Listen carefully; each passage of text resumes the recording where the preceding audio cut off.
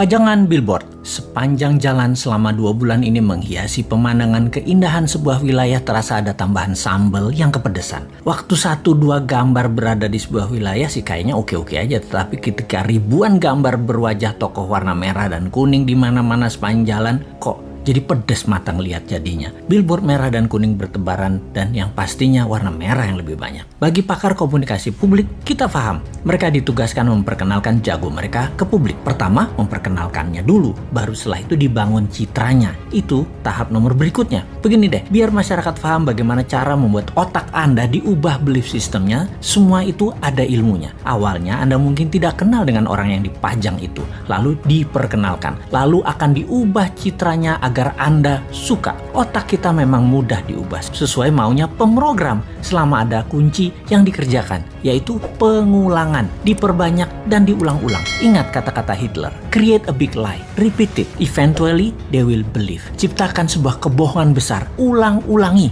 pada akhirnya mereka akan percaya. Sekali lagi, kuncinya adalah pengulangan. Jadi semua ini ada rumusnya dan hal ini bisa dipakai di produk sahabat atau di personal branding ketika Anda mau menjual diri Anda, apapun tujuannya. Salah satunya ingin jadi presiden. Rumus dasar promosi changing belief ini ada 4 step, di mana pikiran manusia yang ditarget tadinya akan diubah sesuai tujuan pemrogramnya. Yaitu 1, manusia itu unaware atau tidak kenal di awalnya. Kemudian 2, dia aware, menjadi tahu atau knowingness. Ketiga, likabilitas atau kesukaan.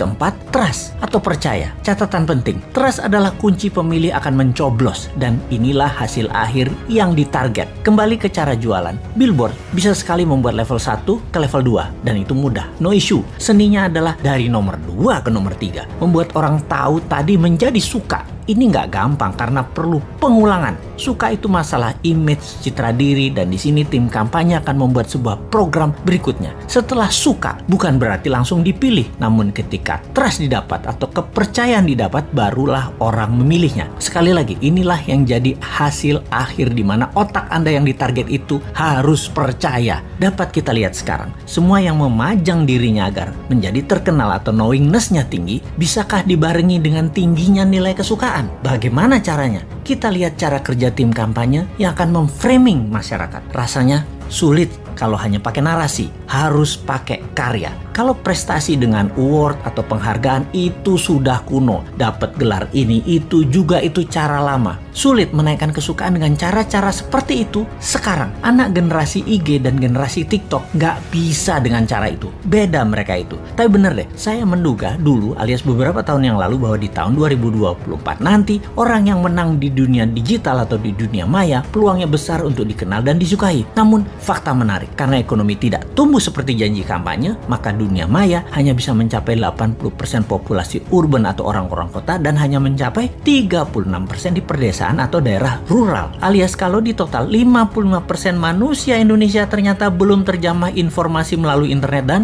sosial media. Dalam 5 tahun ke depan dari tahun 2019 ke tahun 2024, kalau ekonomi maju seperti target pejabat negara, maka perkotaan bisa mencapai 100% manusianya terjangkau internet dan 70% daerah rural, area pedesaan dan pelosok bisa mencapai 7%. Tapi hal ini tidak terjadi. Faktanya tidak tercapai. Maka spanduk, baliho, billboard masih jadi pilihan untuk membuat nomor 1 dan 2 dalam strategi pengenalan calon. Tapi 3 tahun itu masih lama. Bahkan orang yang disukai pada saat ini dalam 3 tahun lagi bisa jadi tidak disukai dan bisa saja ada orang baru yang muncul langsung lebih disukai banyak orang. Sahabat semua, di sini kita mengingatkan, bersiaplah dengan pengulangan citra positif para petarung di 2024 yang memang sedang mencari popularisme. Semoga Anda tetap dalam keadaan sadar bernegara yang berdaulat, tidak seperti pemimpin 20 tahun terakhir ini arah bernegaranya yang miring ke sana, miring ke sini. Walau pengulangan tadi masif, terprogram, terstruktur, selama Anda dibekali akal sehat, ya tetap bisa memilih yang akan membuat Indonesia tahun 2045 menjadi negara superpower, bukan jadi negara budak seperti selama ini. Kita tetap menantang mereka yang akan manggung dengan konsep bernegaranya seperti bagaimana prioritas luar negerinya, bagaimana UKM-nya, bagaimana kesehatan masyarakatnya, bagaimana punyakah kekuatan penggentarnya, tegas dengan orang korupsi sampai hukum mati juga bandar narkoba, dan bagaimana agar pemerataan pendapatan masyarakat dengan oligarki diberangus. Ada nyali nggak untuk mengerjakan semua itu? Masa hanya ada satu orang bosman aja yang tersedia, yaitu Putinnya Indonesia, yang kayaknya sih lengkap konsepnya. Ya, gak pantas lah orang bodoh ngaku pinter itu untuk ikut menari di 2024.